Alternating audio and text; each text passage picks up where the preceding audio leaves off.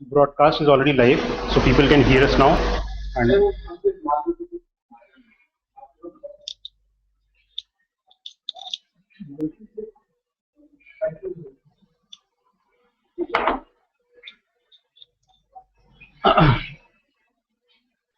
so, hello everybody.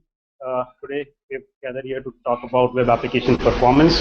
But before I get into the details of presentation, I would like to tell you about what we are trying to do here. Basically, we've been doing bootcamp kind of presentation for all our fresh journeys at CodePad Technologies. Now we've been doing this kind of internal training and learning kind of process for CodePad for quite some time. But this time we wanted to make it live available on the web so that people at large, I mean developers all across, could benefit from it.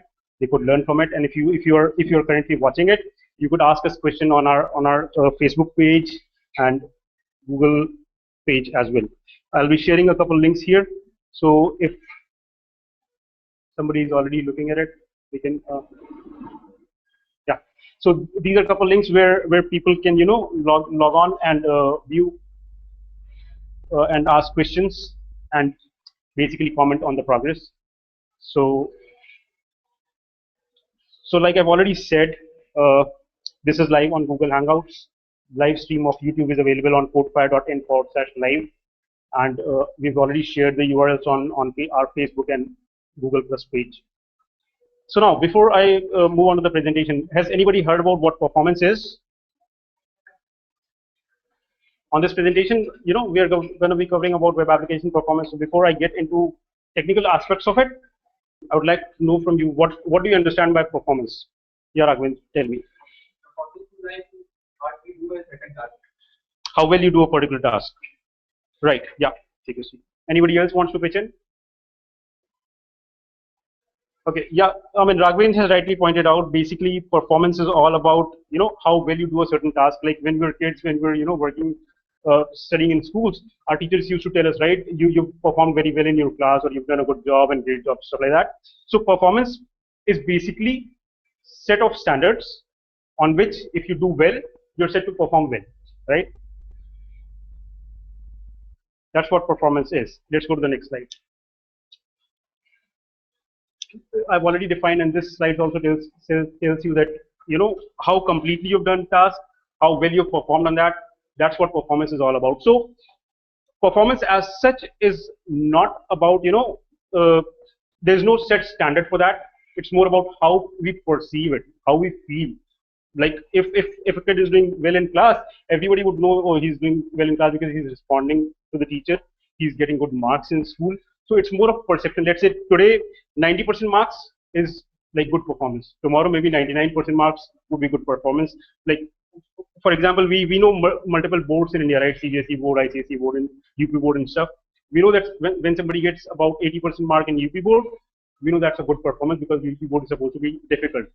When the same person or somebody else gets 80% in CBSE board, we say that performance is not so good because in CBSE board people tend to get higher marks. Okay, so performance varies from standard to standard. I mean, on different standards, but primarily performance is about set notions and perceptions, right? Any questions here?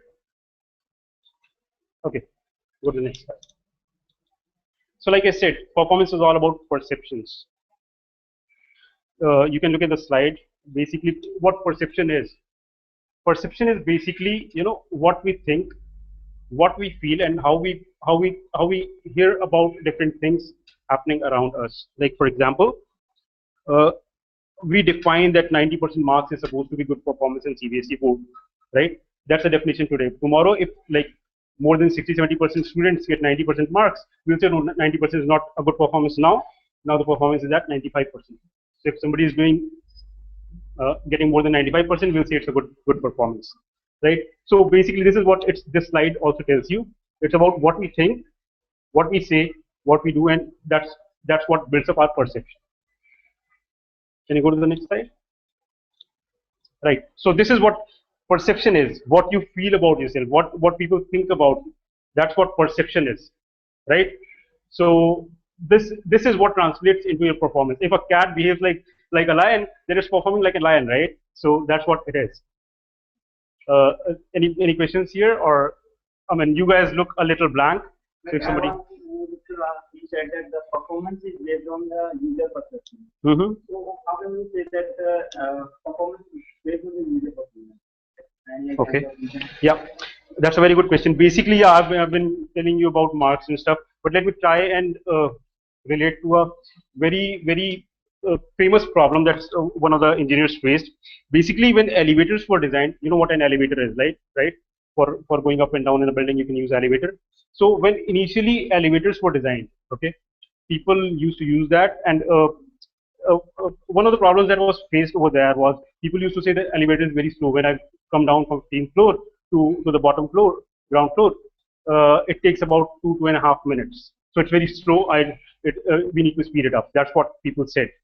Now, the engineers thought if somebody walks down, a flight of 15 stairs, it will at least take them what, 10-15 minutes, right? If you have to walk down from 15th floor to the ground floor, how much time would it take you? 15-20 minutes, right?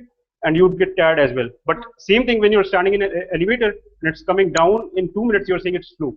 So what that engineer did was he could not. I mean, nobody can increase the speed of the elevator, because obviously if I increase the speed, you'll feel more, motion sickness and stuff. So what he did was he installed a mirror in the elevator. So now what happened was people who were standing inside the elevator, they would look at themselves, they would comb their hair and stuff like that. So they were busy, right? So when you have engaged somebody, then they would not feel the time passing by, right? So even without changing the speed of the elevator, I was able to improve the performance of the elevator, right? People were no longer saying that it's slow, it's time consuming and stuff like that. People were constantly engaged, and that's why they perceptibly felt that elevator is moving faster. That's how perception translates into performance. Okay, yeah, go to the next slide. So now we're going to be talking about our topic, which is web application performance. So who's gonna somebody's gonna talk about what web application performance is?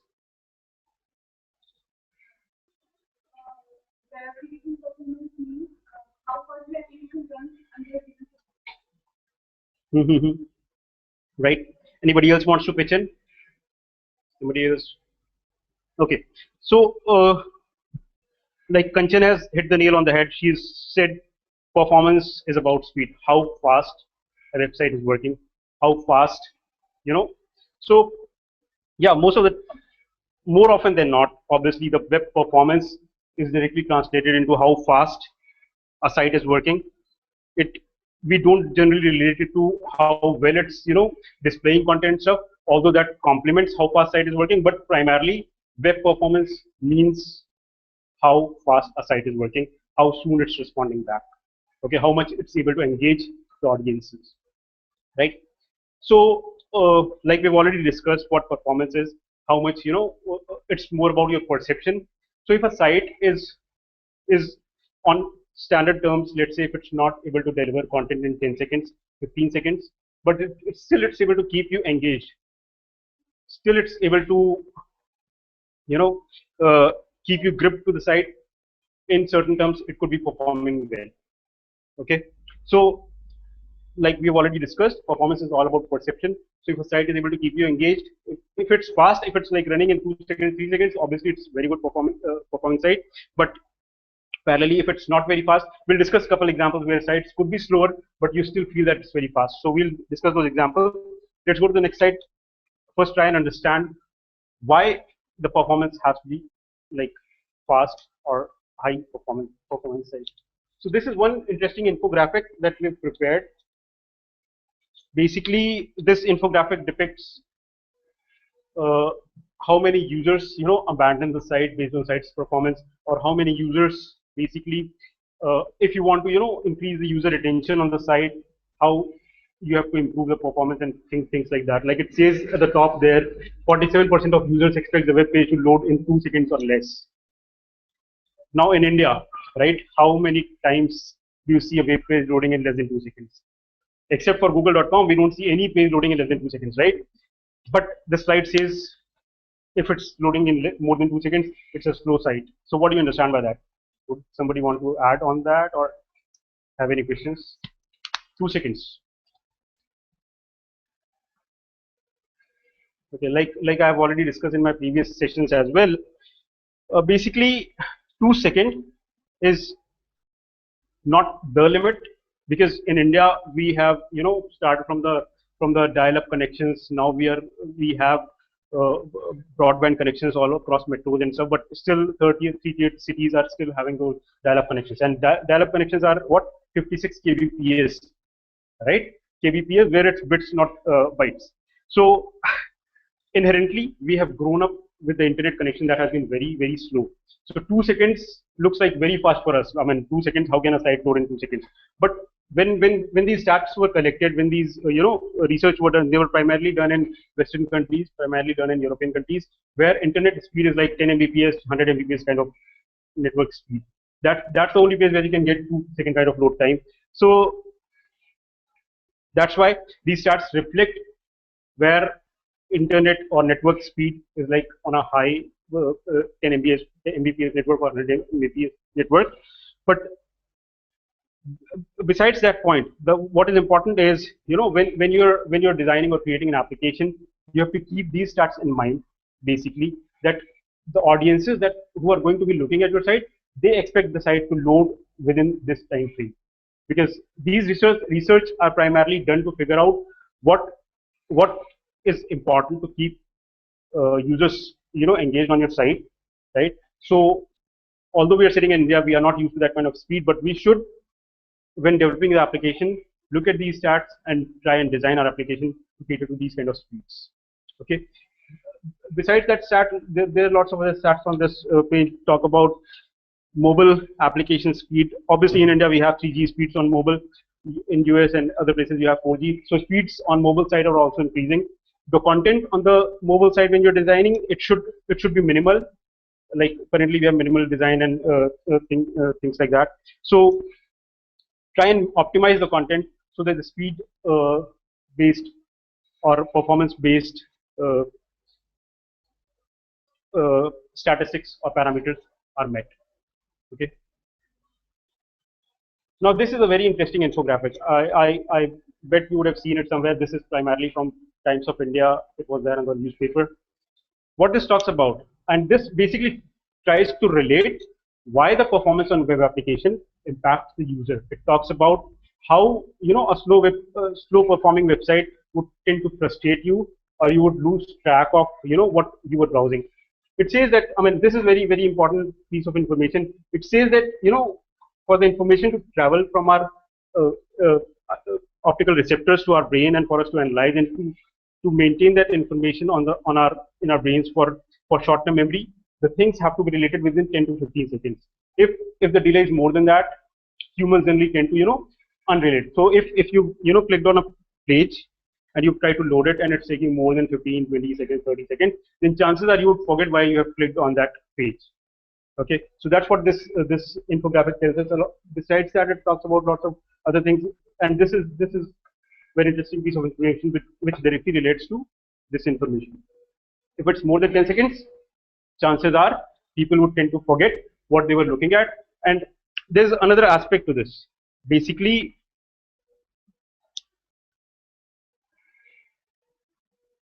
the other important aspect to this is,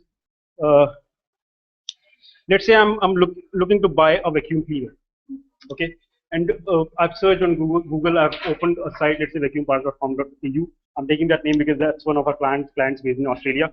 So let's say somebody lands on that site and he's looking at some important vacuum cleaner. If the site loads up very slow, okay, then because I've already searched something on Google, I've already got 5-6 different URLs open for me.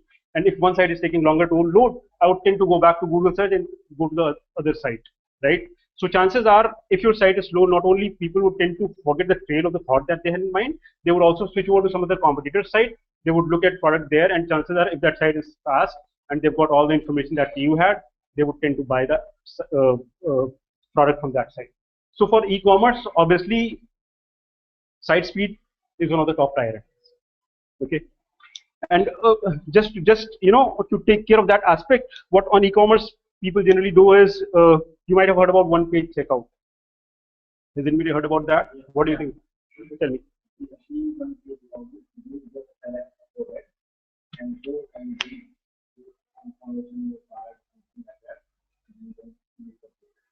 Right. You want to say something? Like one page checkout, like we have got all the things in one page. Like we have to not again click on the next, then verify click on the credit card number, then to next. We all then get the information in one page, so that we just drop down to the box and put the information and click on the checkout. Right. Yeah. So both of you have said the absolutely the right things. Basically, one-page checkout is trying to minimize the number of page loads, trying to minimize the interaction that user has to do before actually buying the product. So if you provide all the information like the cart information, the shipping information, the credit card information, everything on the on a single page, then user does not have to go click next, because every time user clicks on some page, chances are if you have overload on site, things would start to slow down. One is that. Second is, on every button when you're clicking on any e-commerce site, you think twice whether should I buy it or not buy it. So the number of interactions that you have on each page tends to reduce the number of conversions. So this was a good interesting research done by Google. Basically, if you have just one click and people buy it, then they would not have too many second thoughts. They would end up buying more often from your site. So that's what one-page checkout means. So these are very interesting infographics, and I would recommend that you, after the presentation, take a look at this, because this will help you design the application, develop the application from the perspective of the user that is going to be using your sites. Okay, now that we have talked so much about performance, how do we define a good performing site? What should be the parameters? This slide talks about it, but besides this, somebody wants to say anything, add something? Yeah.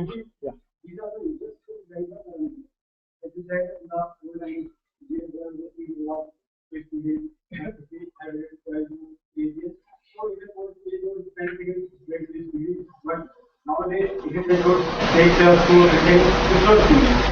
So these are the users who can also that users not speed. Right. Before I directly answer that question, let me relate back to example that I already gave. Now, when you're attempting a board exam, 10th or 12th, who decides what percent is going to be a good performance and what percent is going to be bad performance? Who decides that?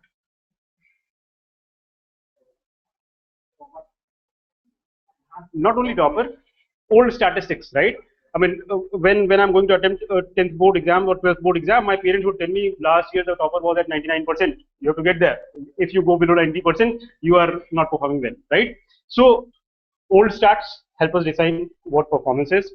Okay, but for web application performance, now Google has taken things in its hand. Like he would tell you that now SEO totally depends on how well a site is performing. That's one input parameter for Google now.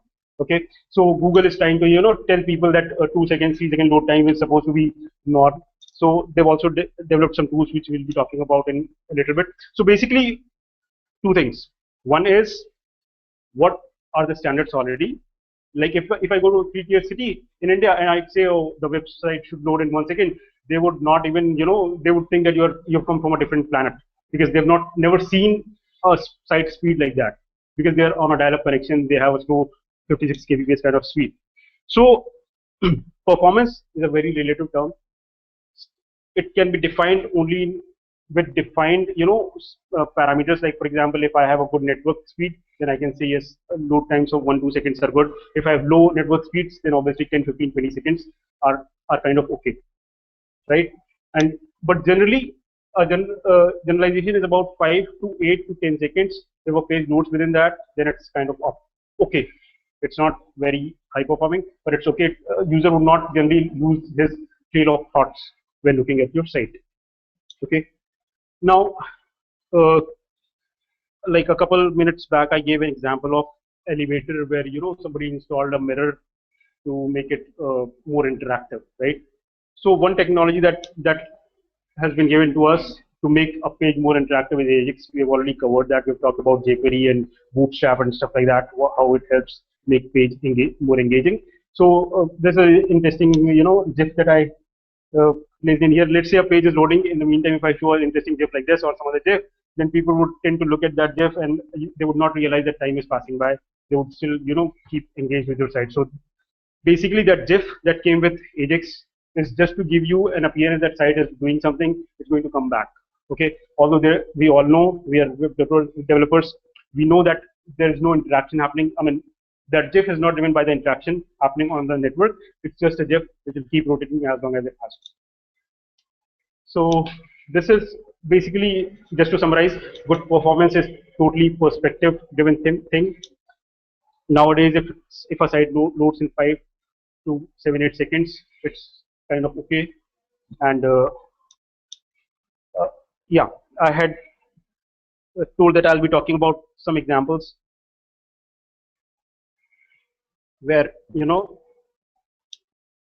although the site loads slowly, but we feel that it's very fast. For example,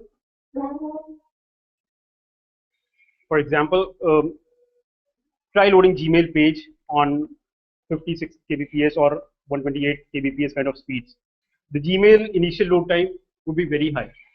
Why? Because it's trying to load all those JavaScripts and CSS, which will make your later on experience very rich. I mean, those rich applications like Gmail or Giphy, they load all the static content such as JavaScript, images, stuff, just before you get into the application. So initial load time would be like, at times it could go up to 15 seconds, 20 seconds. But once you are inside the application, the interaction will be so rich, so powerful that you'd never feel that something is loading it. They'll do lots of loading in background. They'll cache lots of things, so that your overall experience becomes very, very rich.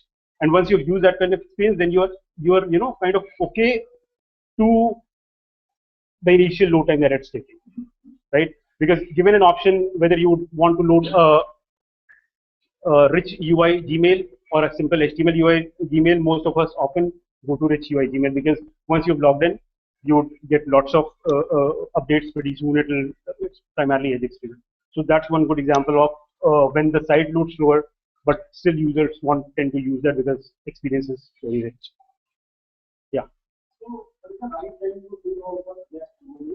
Actually, we are not able to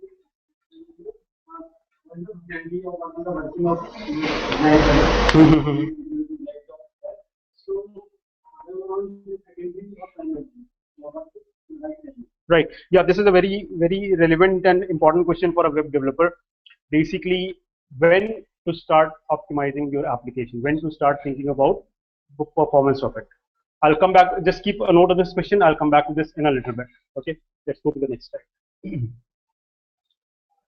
Okay, so this slide talks about what we do for performance, web application performance point of view.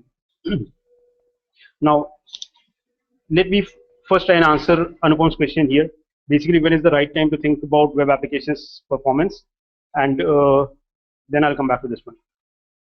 So when you're developing a web application, my individual perspective is that when you're writing any piece of code, any line of code, just think about it from the point of view of the, of performance.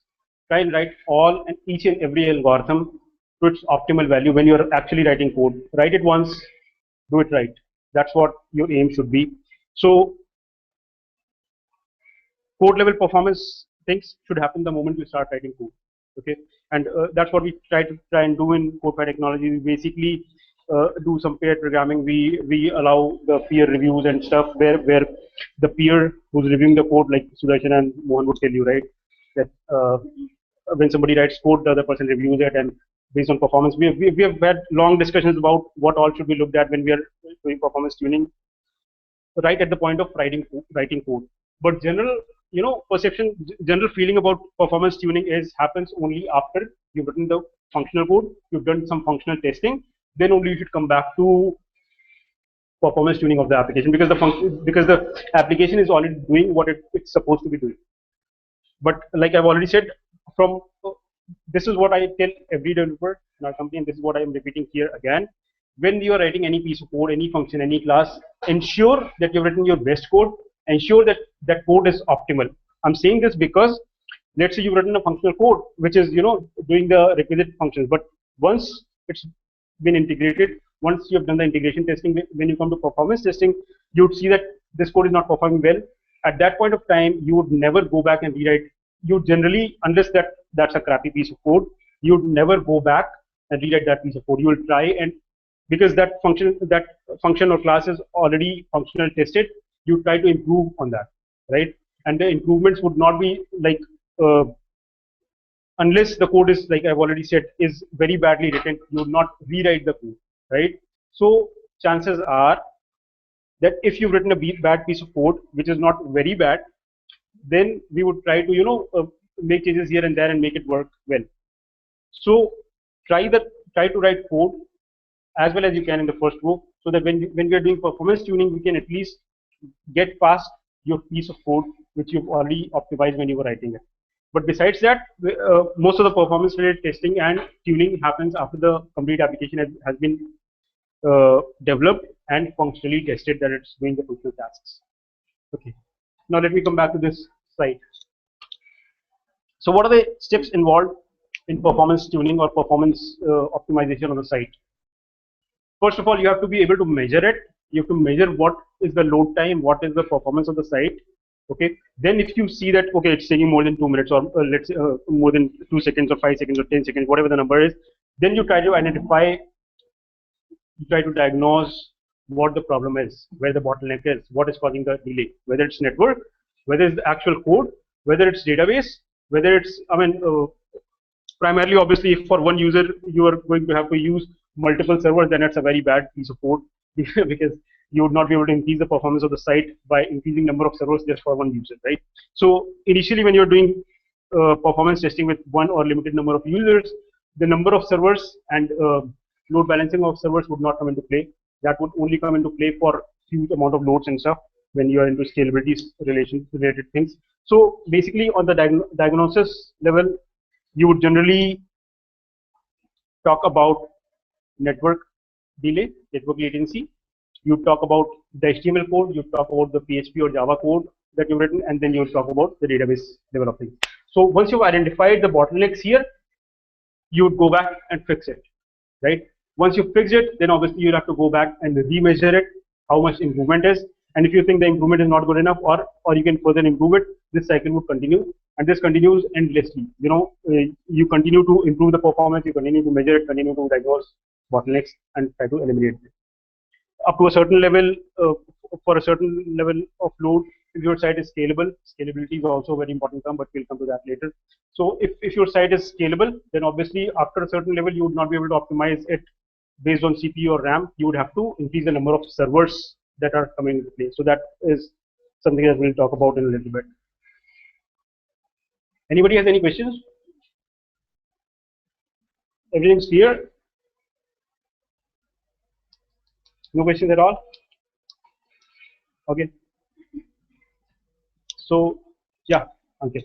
As a developer, you always know what is the where is the bug in your site, but sometimes you don't have to try to fix that. Actually, a developer who develops the site from web application, he always know about the application. Sometimes he ignores the process just because of to increase the timeline. So what should how we should manage this performance so that we can fix that bug also. And so if we need take a time to fix that bug, that is Okay, yeah, basically one question that I have for you is, what do you mean by bug? Are you talking about performance, or are you talking about functional bugs? sometimes from the business, you just try to manage things, but it is not according to changes.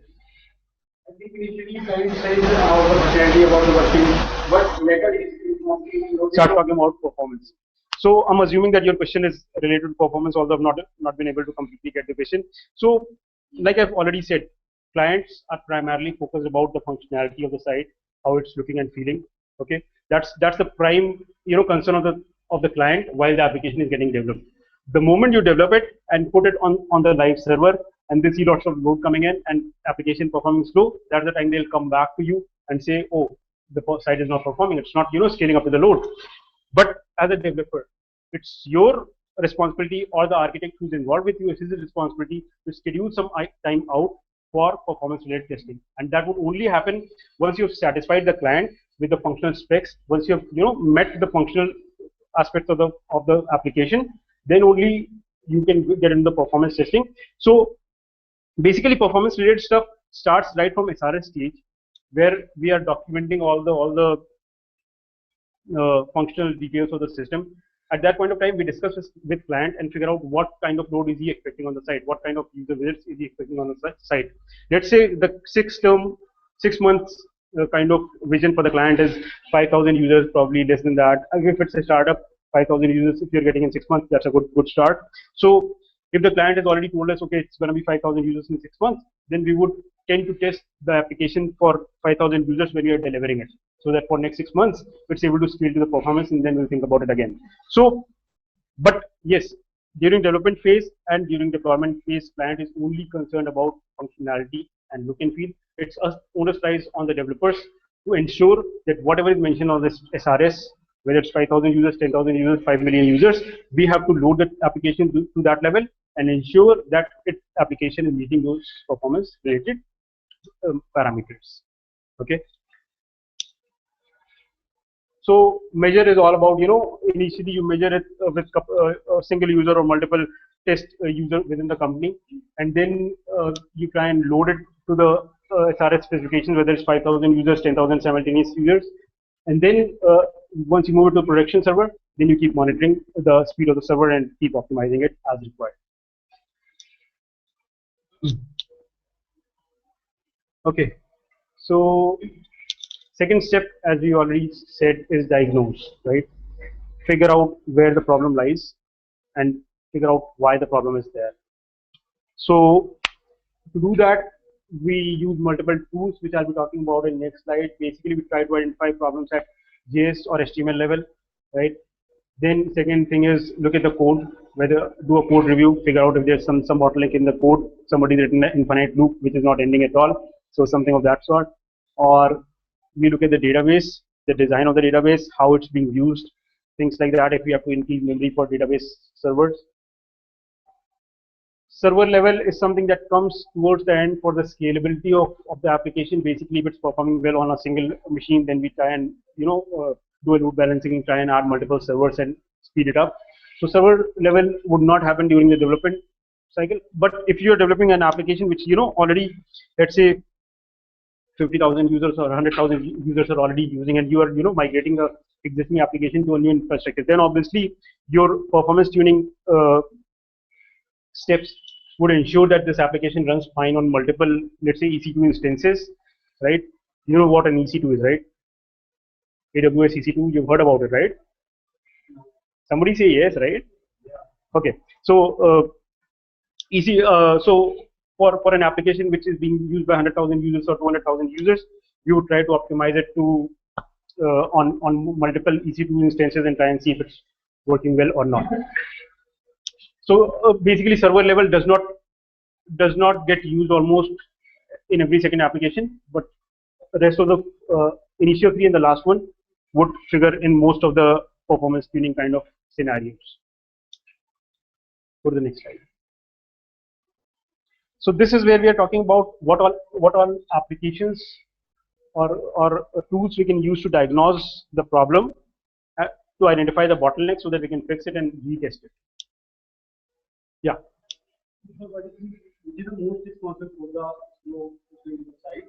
It is the network, or it is the JS, HTML, or our tuning site? What do you guys think? What he's asking basically, what according to me is the prime culprit for slowing down the application, whether it's network, whether it's HTML, whether it's server code, what it is. Any guess? But the hardware is not too high. According to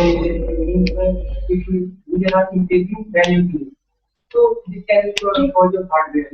We have low server standard, we have less server for the user. So the same machine can be Okay. Anybody else wants to add? Suppose you are again an application who has a language kind of implementation and then from the server, then it definitely will take the time. And suppose another application who is very highly functionality with the database, then it will also take the time.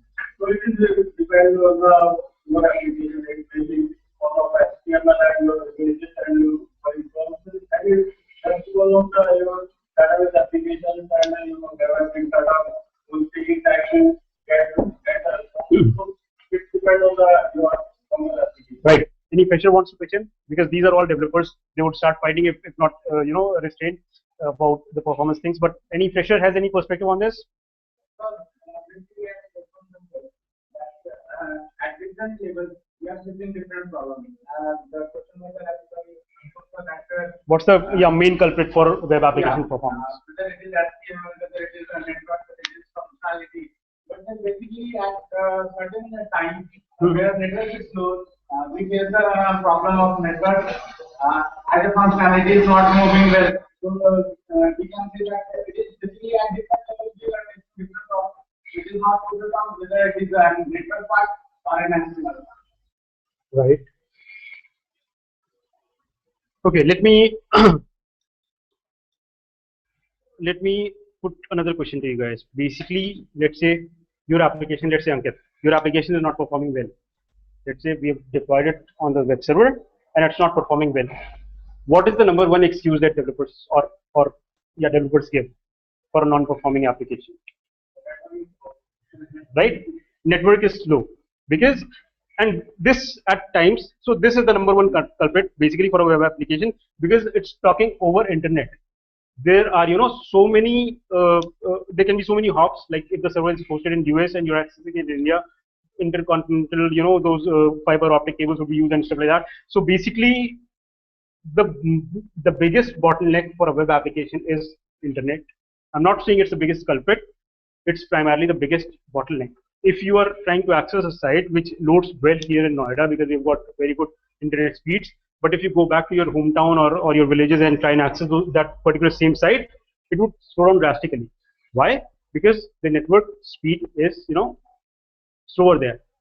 So I would tend to say that any application which is deployed on the web, the primary concern, the primary important thing is network. How much data you are transferring from web server to the client's machine via internet, whether it's mobile device, whether it's computer.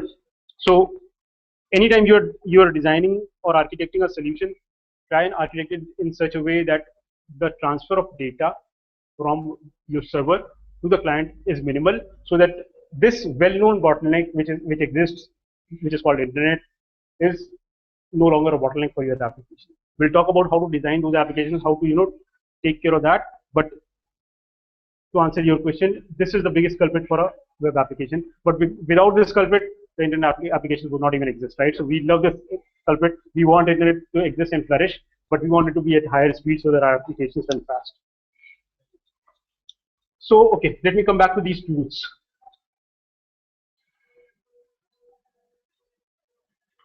So like we've said that HTML could have problem, network could have problem, database could have problem, the code could have problem. So to diagnose at different levels, MySQL, Oracle, most of these advanced databases provide you slow query log. If they don't provide, you could write your own procedures and stuff to figure out. Slow query log is basically that logs the queries that are taking more than a threshold amount of time. Now, what should be that threshold? That could again be a debatable point, because if I'm using a huge server and a very good database like Oracle or MS SQL Server, then the performance of a query, and if we are running that same query on the desktop kind of server with, let's say, same Oracle installation, that performance would not match it, right? So given that you are running Oracle or some good RDBMS on server class kind of machine, a maximum performance for a query should not be more than 5 to 10 milliseconds. If it's taking more than that, then that query needs to be optimized. You probably might need to add indexes or stuff like that. We'll talk a little more about how to tune database performance in a little bit, but primarily to optimize an application from DB perspective, we try to log the slow queries and try to optimize those. Okay. Now, because web performance or web application performance is a very big SEO indicator as well now. So Google and Yahoo and lots of big players have come out with their own tools that can help you identify issues with the web application. But these tools have a severe limitation in terms that they can only analyze the data that's coming from your server that's going to the client side. They cannot tell you anything about what the server is doing, what you're, inside the code that you've written or database. It's primarily about the data traveling on the network going to the client's browser. So YSlow, I think most of us have used YSlow and PageSpeed. You already know about it. Then code profiling and optimization. Basically, let's say it's your bad day in office. Let's say that everybody knows that database is good, network is good, everything is good, but your code is what is causing the bottleneck. Then somebody would have to review your code, will have to add some profiling classes to your piece of code, figure out how much time it was supposed to be taking, how much time it's taking. Profiling is nothing but basically adding certain, time related aspects to your code to tell us exactly how much time each function or each call is taking, so that we can narrow down on which call is taking more time, and then we are able to fix that issue. So for example, if somebody's added, a 10-second sleep in his code, if we profile the code, we'll directly know, okay, this function is, taking more than 10 seconds because there's a 10-second sleep, and that's why it's performing that. So basically, profiling is all about reviewing your code, figuring out where the bottleneck is, and fixing the issues in the code. Yeah. YSlow is a tool by Yahoo, which basically is which can be used as an add-on to Mozilla Firefox or Chrome. I'm not too sure about Chrome. I've been using it on Firefox, but I believe that they have an extension of Chrome as well. So you can add it on Firebug inside your Firefox, and what it does is it gives a score about how well the site is performing. I don't have a screenshot for YSlow. I have a screenshot for PageSpeed.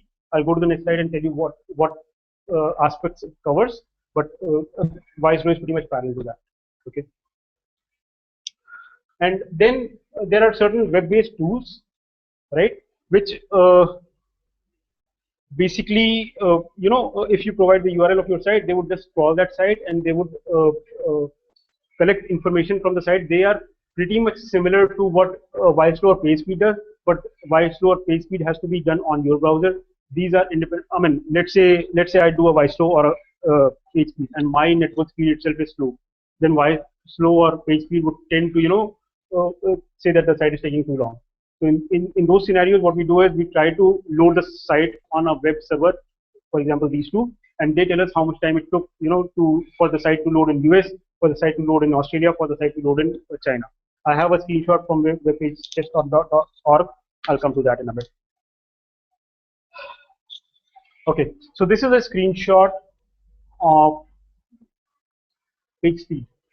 I tried to load google.com on my browser and record these stats. So basically it gives, so PageSpeed, first of all, what it does is it gives you a score for a site. For example, this one is 98 on 100, maximum is 100, right? So 98 is pretty good. If your site is somewhere between 90 to 100, you can assume that according to PageSpeed, it's pretty good. Now, even after being in between 90 to 100, site could be slow because like I've already said, they can only measure certain statistics, which is the data coming out from your server. They analyze your data based on certain pre-programmed functions that ensure, for example, whether the HTML is minified, whether CSS is minified, whether CSS is combined together, JS is combined together, things like those. They ensure that you've followed good programming practice when you're doing the website. That's the only thing they can do, because obviously they're just looking at the site from user's perspective. So if you followed all the normal, conventions of good web development, they should give you 90 plus scores. Okay, but 90 plus scores does not mean that your site is very fast. That just means that when developing the site, you followed good web programming practices. You followed all the rules set for the web development. Yeah. 100 out of 100, I'm not too sure. I mean, it's Google suit and Google site is getting 98, so I'm not too sure whether. But that would not mean, like I've already said, it would not mean too much, because a score is only about how well they followed the development practices. Site would still be slow if you have a 100 score. Okay. So we'll talk about most of these in coming slides. I just wanted to give you a screenshot basically to show that this is something that these site give, and if you're over 90, you can assume that you followed most of the. Although if you've not followed something, they would have a red cross over there rather than green right marks. And they've tried to follow most of the conventions like minify JavaScript, images dimensions you should not specify within your CSS, it should come from the server. So those kind of things are already taken care of. So if these tools say that you've got 90%, then chances are you've covered most of your bases on at least UI side.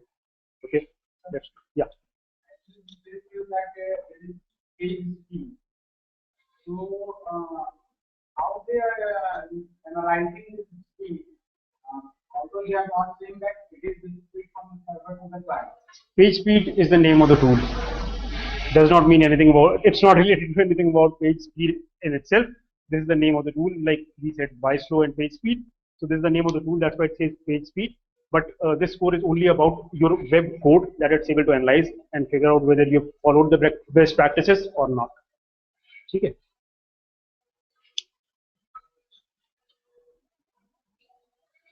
Okay, second screenshot I've got is from webpagetest.org. Basically, what the additional information that it was able to provide me, I mean, it provides you a huge amount of information. It records the website, it gives you a runnable video as to how long it took to render first byte, how long it took to render all complete page.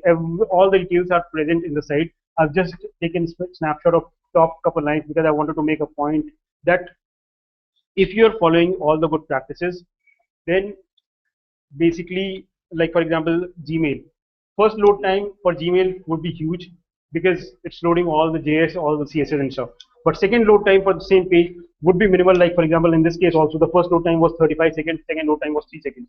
Because the data that traveled first time was more than 1 MBs, and the second time data load was only 60 KBs.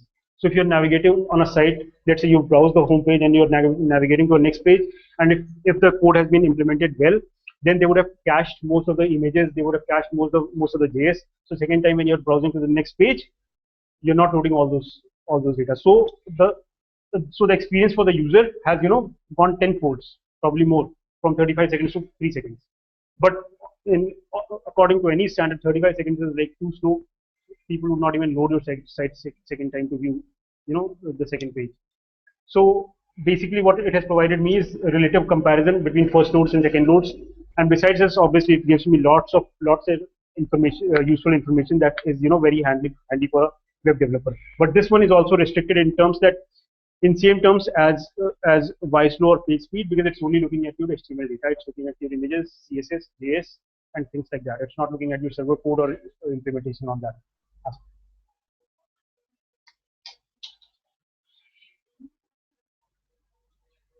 Okay, so assuming that using the tools that we talked about or some other tool, you finally figured out that there is some bottleneck, and let's assume that bottleneck is at HTML level.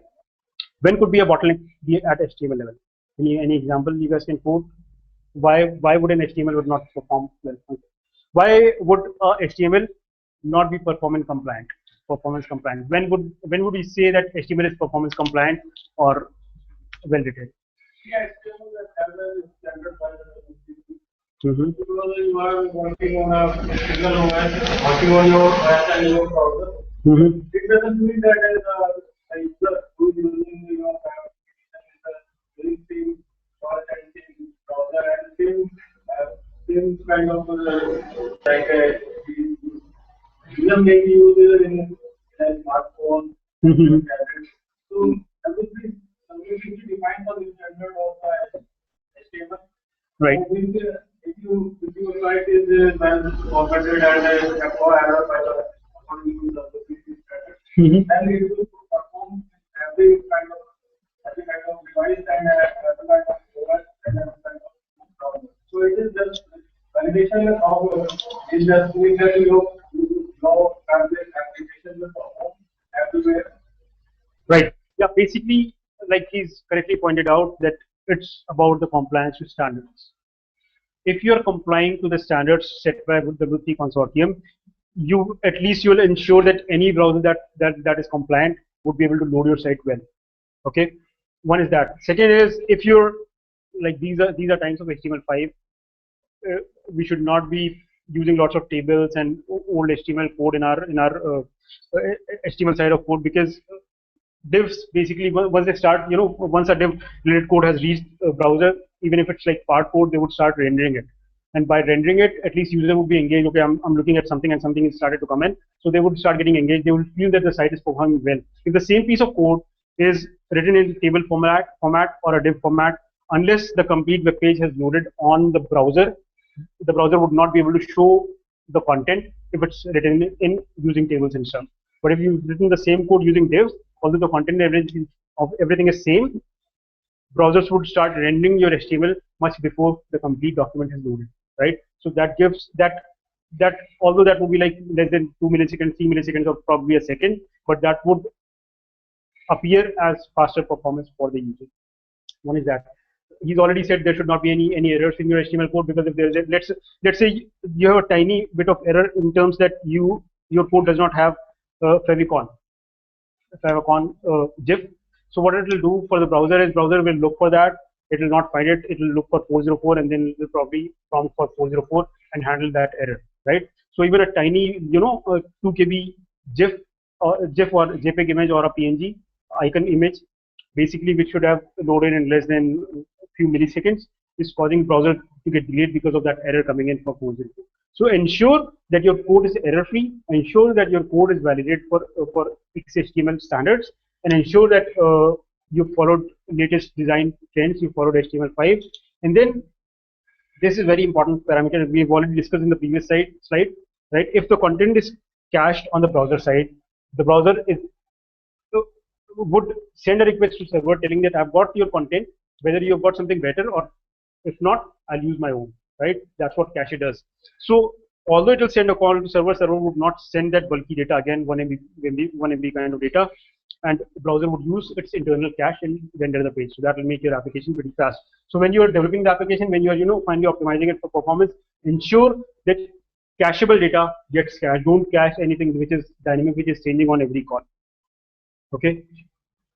Yeah. As we told in last night that if a site goes in 35, loads in 35 milliseconds, and another time it will load in 3 milliseconds, then it depends upon whether it reload on the same browser. Absolutely. Basically, like I've said, like I've been talking about browser cache, right? Browser cache is, for a particular browser. If I'm looking at a site on Firefox and then I open up the same site on Chrome, then obviously it will not be able to use cache from Firefox. It will have to create its own cache. So it will make the first call, get all the data, and then start managing that cache. So 35 seconds is not per computer, it's per browser kind of start. And for how much time the memory in the cache is saved? That's a very good question. Basically, when we are developing the web application, we as a developer specify the timeout for the cache. We tell it whether the content can be cached for half an hour or 2 days or 2 weeks or 2 months. Okay, so if you've got a static kind of image which we think would not change very frequently, we could probably cache it for a couple of weeks and then we change it. So that is completely a developer's prerogative to decide how long the cache should stay on the browser side. What is the default time for that? Default time, I'm guessing, I'm not too sure on that, probably is 2 weeks, but by default the cache is disabled, so you'll have to enable it and you'll have to cache your content. Okay, let's go to the next level. So after browser comes the network. I'm going from client side to the server side. I've rubbed out this image, but anyway. So network related optimization. Like we've already said, the biggest bottleneck, biggest issue for a web application is the data traveling on network, right? So to minimize, we could minimize the content size traveling on network. We could minimize the number of calls to the server to and fro data exchange. We could minimize the travel distance. Basically, if we can co-locate the server, let's say majority of audience, for example, for our application called schooladmissionindia.com, majority of audiences are NCR or India-based client, right? So if you can locate the server in India itself, then it will not have to hop to multiple continents to get fetch data from US. So if you could reduce the network path that the data has to travel, that also helps to optimize the network delay, network latency. Now, so reduce the files size. Certain things, I mean, if it's image-based content, then obviously you have to. There are quite a few tools within Photoshop or web-based tools which could optimize the size of your image without affecting lossless compression or lossy compressions based on what kind of colors you want to display, because web colors are very limited. So if you could display optimized PNG or GIF, JPEG, that would help you reduce the size of the image. One is that. Second very important thing is basically if you could enable gzip compression on your server side. Basically what happens is any data which is traveling from server to client is zipped up, so it reduces. Let's say we were doing a very heavy application on Java side where on the client side it was mostly mobile phones, and on the server side we had web services exposed, and from the day of launch, within 2 or 3 months, the number of users were about 50,000 users. So one of the primary differences that we noticed was when the data was not compressed, it was about 500 KBs kind of data, JSON data on the REST API. The moment we enabled gzip on the server side, the data got down to 56 KB.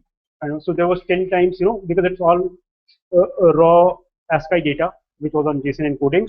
So we reduced, we used gzip on the server side to reduce the size, which allowed us to serve a lot more clients than we had expected initially. So gzip is basically, you don't have to do anything on the code side. You can enable on the client, basically on the server itself, and then the browsers today, latest browsers are capable of decoding gzip data to display into JSON or a related component. So gzip is very important, but does not have to do anything in the code. It's more about server configuration.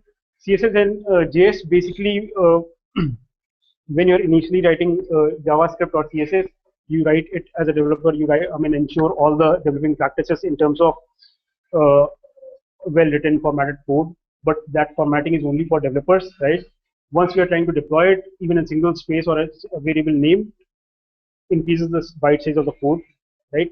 So these minify sites, these minify tools, what they do is reduce the size by removing white spaces. Some of them go to extent of renaming the variables. So we should generally, for a production server, minify CSS and JS, and then image I've already talked about. You guys heard about CDN, Content Delivery Network? Virendra, you heard about that? CDN?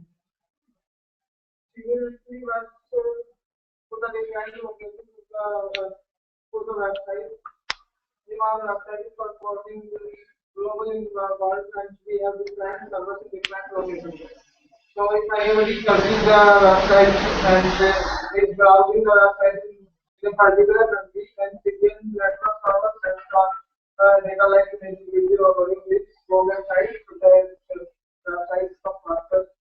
Anybody else wants to add to that? You've heard about CDN, right?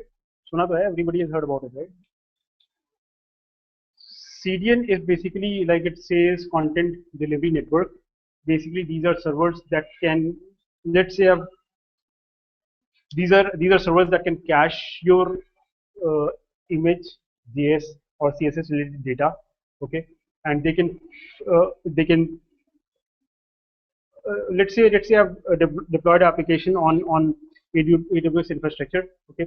They've got CDNs in US, they've got CDNs in Europe, Hong Kong, in these areas. So let's say what happens is my image or JS or CSS related data, which is primarily static data, gets stored on each of their server in different locations.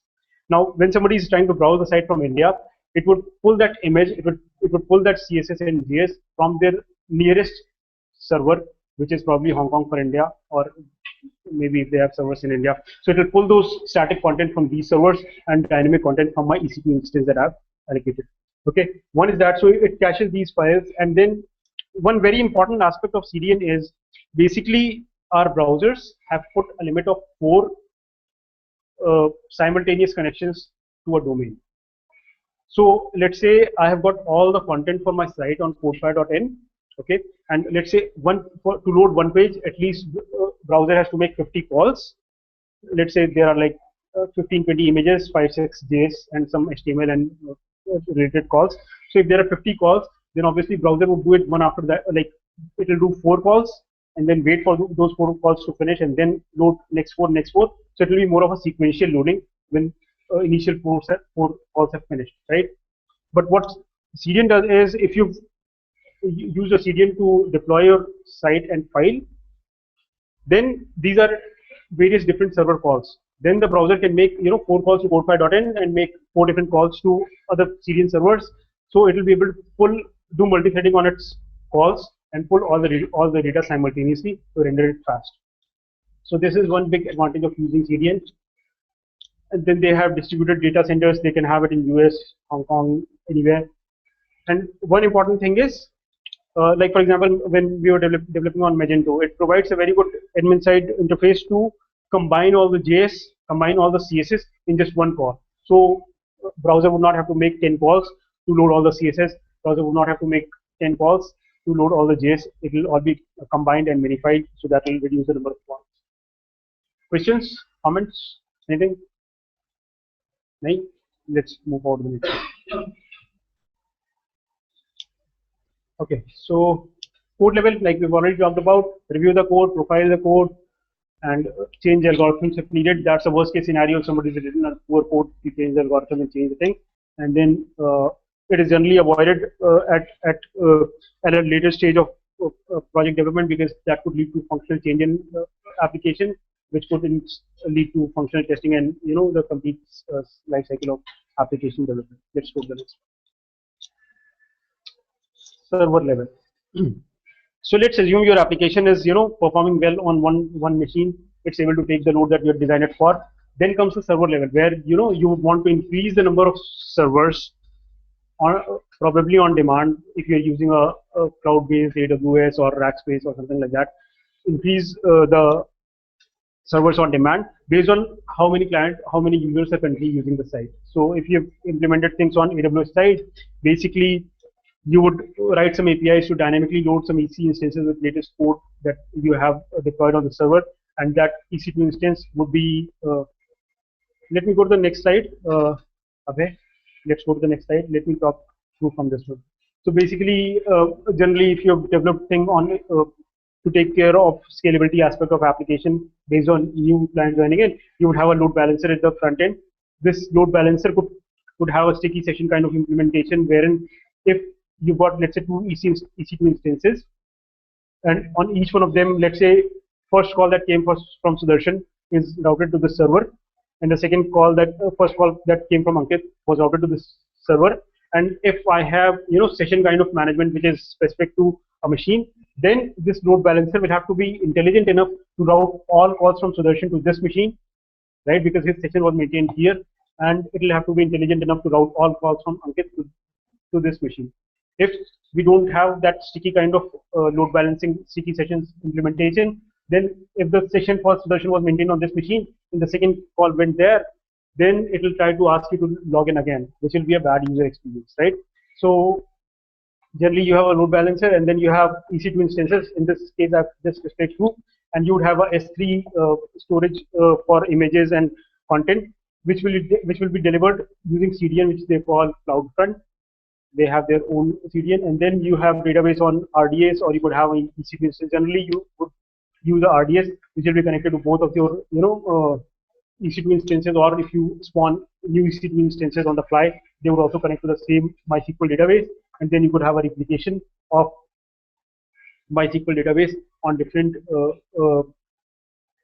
instances, so that if you want to run some offline reporting, or if you want to do some data mining kind of activity, you could do on replicated databases. So this is one architecture that we have decided for one of our clients. We implemented that for them. And primarily, when you're implementing applications on AWS or any cloud-based server, you try to follow these guidelines. Yeah. One question. As you told, ever heard about server. So where the server is and how we are saying that we are sending the request to the server and we're getting the response from there. Then from where is the actual server is? Means we are saying that we are sending it to the server. We never have seen that where is the server, how it In the very first class, if you want to stand up, in the very first presentation that we did, web application kind of presentation, we talked about what server is. What is a server? we send the request to the server. What is a server? How do you define a server? What, when you say it's a server, whether a server is hardware or software or what? It's a combination of both hardware and software. Mm-hmm. And if we want some space from the that, then we provide us the memory. Mm-hmm. And if we want some we want to download some server next time, so we download from there. Mm-hmm. Right. So you rightly said basically server is a combination of software and a hardware, but primarily software.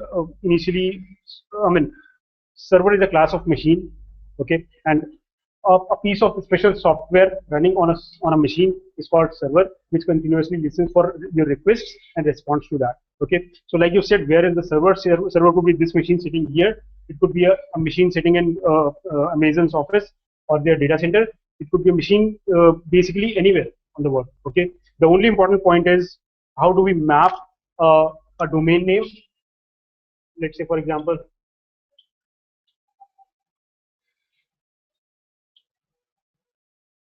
www.portfy.in is the domain name, let's say, for a server, and this will map directly to our IP address. Okay. Now this IP address could be would generally be for the server that's hosting www.portfy.in. This machine could be anywhere on the internet. It could be in our office sitting here. It could be on Amazon's cloud server. It could be on Google data center. It could be anywhere as long as I know what the IP of the machine is. Okay. We don't really care about where the actual hardware is kept, as long as it's connected to internet and it's got one particular IP that I can access it on. Okay. So it's not about whether I can see my server or not. It's all about whether I can connect to my server on a given IP address or not. See? So any questions on this? Server level load balancing or server level performance enhancement?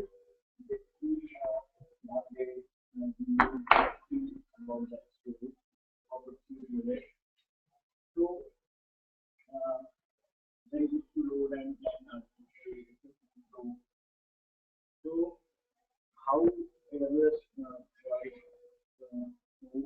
reduce the performance Right. So like basically Saran's question is very relevant in the sense that he's asking, we installed a site on Amazon infrastructure, but still the client was complaining the site is very slow. Right. Now the complaint was all about, I mean, the way we have been talking about performance, we have said the application needs to perform on one server first, and this scalability model can fit in later. If the application is not performing well on one machine for a limited load, then it's not adding servers or adding CPU or adding RAM would not do any good to the performance. So whether you're using EC2, whether you're using Rackspace or whatever hosting you're using, would not make any difference unless your application itself is tuned to work for certain amount of load on one box. Okay, so the primary performance tuning happens at DB level or code level or HTML level on one box. Once it starts performing at that level, then you talk about replicating on different servers. That's where you talk about scalability of the application. So if application is performing well on one box, one machine, then only we go to the server level performance tuning for adding more servers for more load. Okay, so if I've loaded a bad performing application on EC2, does not make it work fast. Okay, so basically the point is the application has to work fast on one machine, and then these kind of infrastructures will enhance the speed of the site. Okay, yeah. I have a question. When we are developing a or any application, we have learned that we are sending a request to a server. We have discussed on multiple forms. That we are loading images also at one point, at another point JavaScript.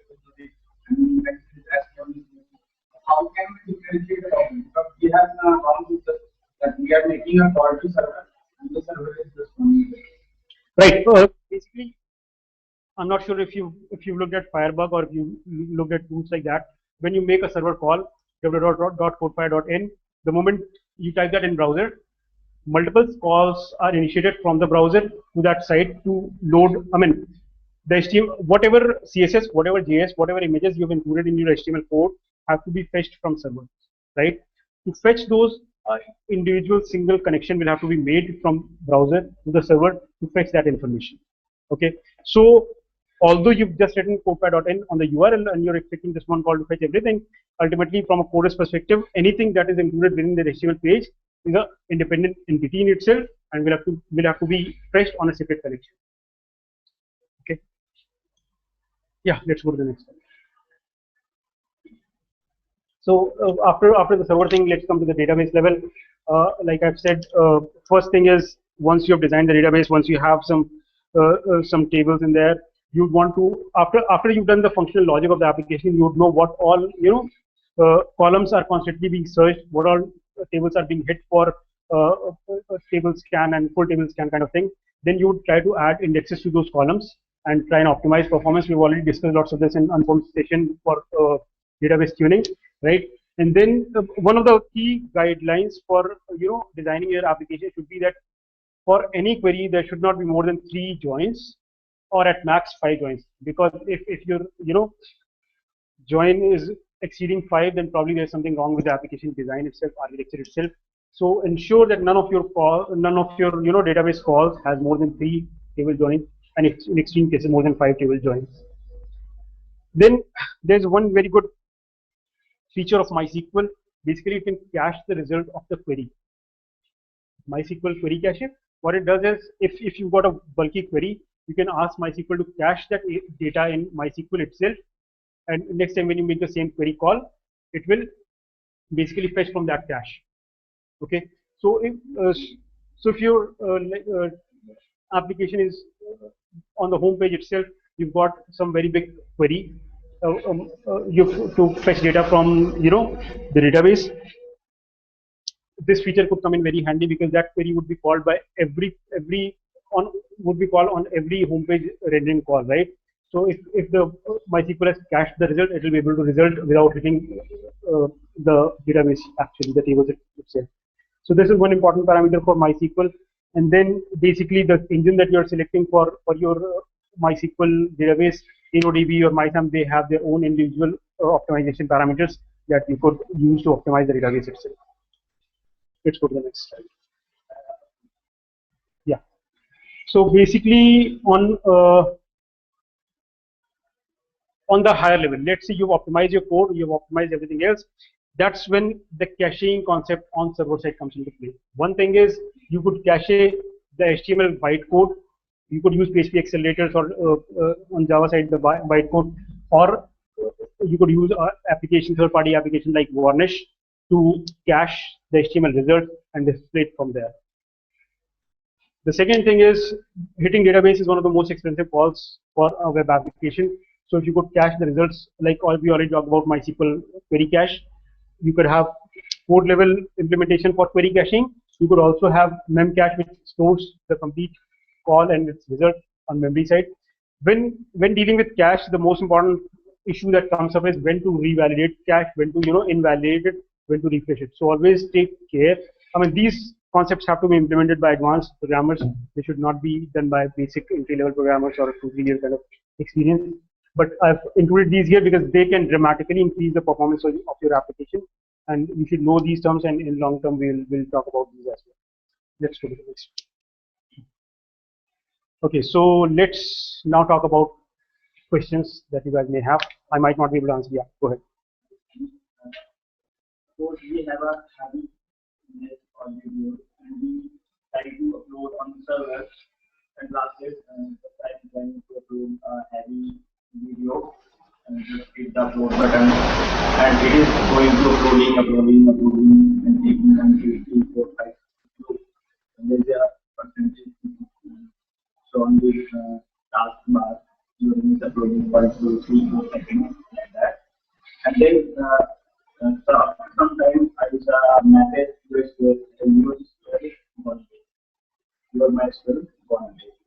So, is any way to The question you're asking is not related to performance. It's primarily related to how much load your site can take. So we'll take this question after the session maybe, right? Anything else related to the presentation that we?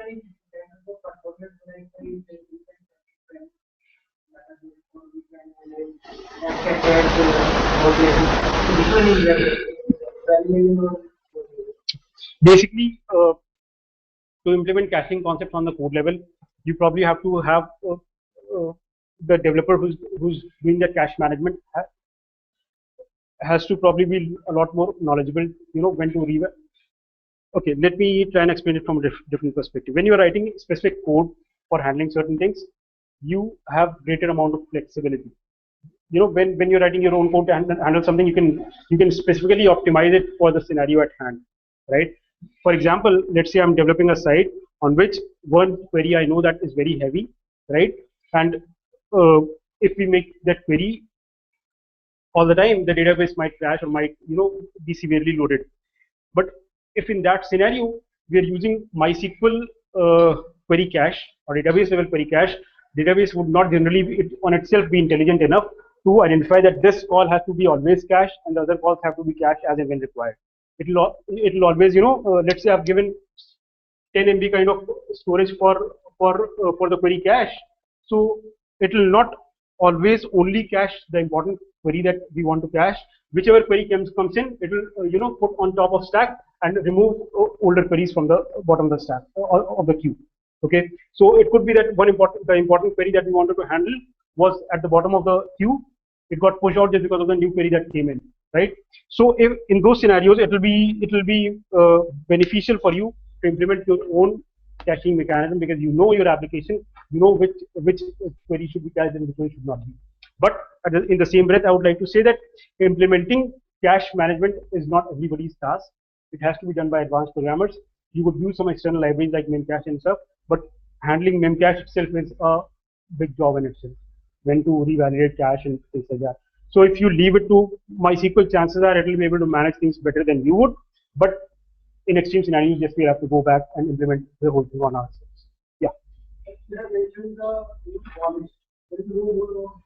Absolutely, we'll probably do. I mean, Varnish is a huge tool in itself, and 5-10 minutes is not sufficient for that. We'll probably do an advanced presentation on that sometime. So Varnish is primarily HTML level cache, which will, you know, based on the calls, it will handle stuff. So that's pretty much it for today. And let's go to the next slide and wrap up the presentation. Okay, so we're done for today, right?